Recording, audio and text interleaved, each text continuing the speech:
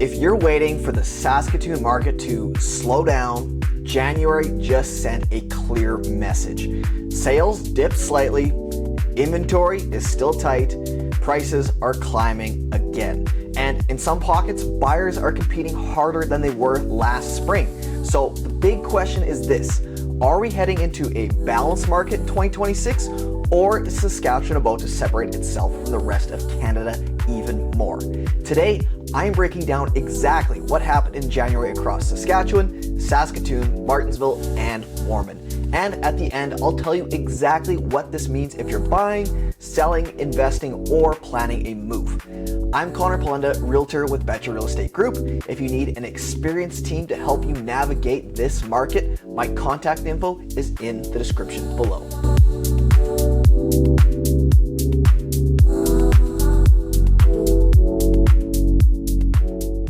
Let's zoom out first. Across the province in January, Saskatchewan recorded 712 sales. That's down 4.2% year over year, but here's the key. Sales were still 27% above the 10-year average.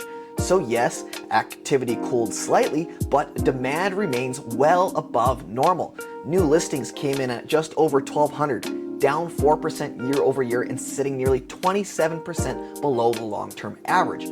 Inventory just remains tight.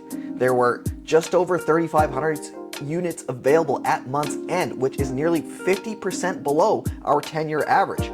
Months of supply sits at just under 5, and that's down 3% year over year and still firmly in seller-leaning territory. But what everyone is always fixated on is prices. The provincial benchmark price is $359,500. That is up 5.6% year over year. So while major cities across Canada are reporting corrections and price pressure, Saskatchewan is showing stability and growth, and that matters because migration, affordability, and job growth all flow towards stable markets. Now, let's talk about the big one for us, Saskatoon. Saskatoon reported 237 sales in January. That's down 6% year over year, but here's the important detail. January sales were still above the 10-year average. New listings came in at 419, down 7% year over year, and inventory at the end of the month sat at 635 units, but 187 of those were conditionally sold and expected to exit, which leaves roughly 448 truly active homes heading into February. Months of supply is 2.68. Now, that is extremely tight. For context, a balanced market is usually around 4 to 6 months, and we are nowhere near that. Finally, pricing. The benchmark price in Saskatoon is $417,800. That's up 4.3% year over year. So prices didn't explode, they didn't drop, they climbed steadily. That's controlled appreciation, and that's healthy. So if you're feeling like homes are still moving fast, you're not imagining it. The data backs that up.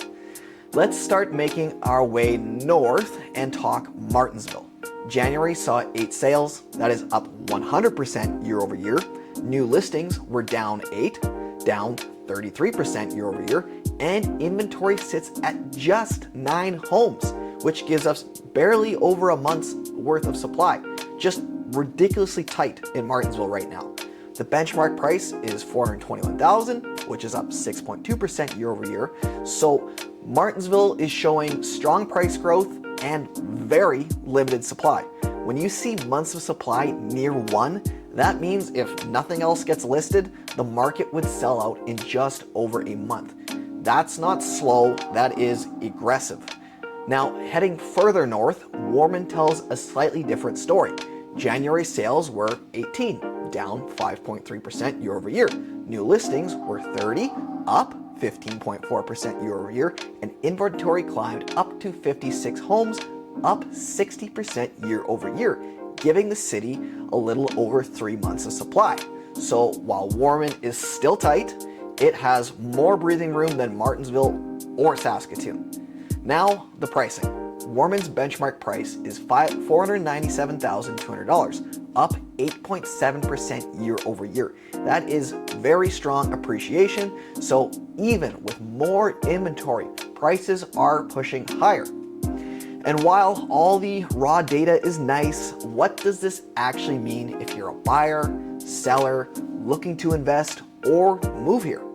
If you're buying, here is the truth. We are not in a crash environment. We are not in a flood of inventory. We are not in a buyer's market. Supply is a massive issue. That means preparation wins. You need financing locked in. You need clarity on what you want. And you need to move when the right home hits. The good news, price growth is steady, not wild. That gives you some predictability.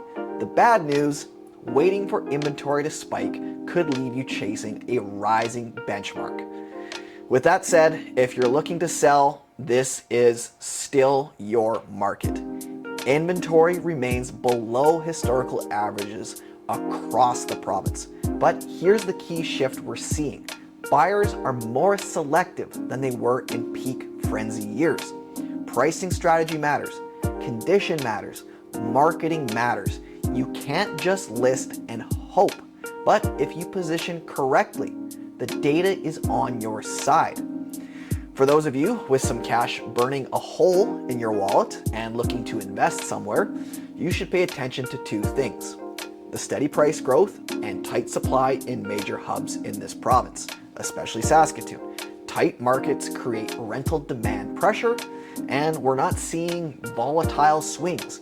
We are seeing controlled appreciation, and that is attractive for long-term holds. Lastly, if you are thinking of moving to our beautiful city, here's what stands out. While major Canadian cities are dealing with massive price corrections and affordability crises, Saskatoon continues to offer relative affordability and stability. For many buyers coming from Ontario or BC, or even these days Alberta, that is completely different of a financial reality, which makes enjoying the rest of your life that much easier.